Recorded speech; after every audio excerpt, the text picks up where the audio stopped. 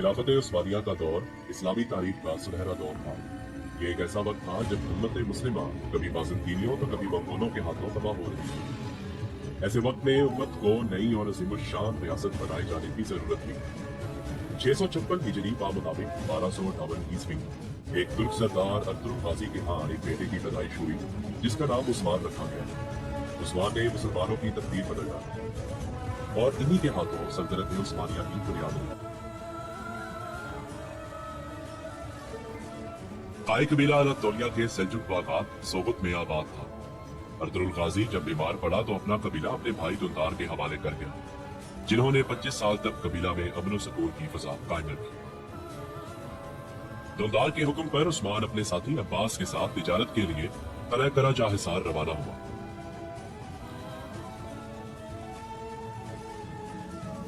इस कला के गवर्नर यूरकुमिनस थे। अब्दुल गाजी ने इनके साथ अमन मुआहदे की बुनियाद रखी थी। वार इस मुआहदे के खिलाफ था। गवर्नर की बीवी सोफिया एक शैतान सिर्फ औरत थी जो उस्मान के कत्ल का इरादा रखती थी। इस मकसद के लिए इसने उस्मान के पीछे सिपाही भेजे,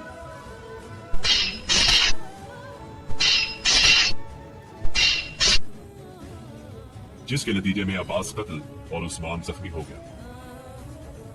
अब्बास की वफात के चंद दिन बाद उस्मान ने गवर्नर से मुलाकात का इरादा किया।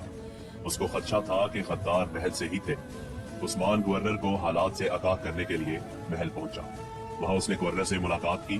मुलाकात के चंद लम्हात बाद ही सोफिया ने गवर्नर के सिपा सलार कारातूस के साथ मिलकर गवर्नर को कत्ल कर दिया। सोफिया चूंकि पहले ही उस्मान के खिलाफ थी, जैसे उसको उस्मान और गवर्नर की मुलाकात का इल्म हुआ, उसने मौके का फायदा उठाते हुए गवर्नर के कत्ल का इल्जाम उस्मान पर लगा दिया।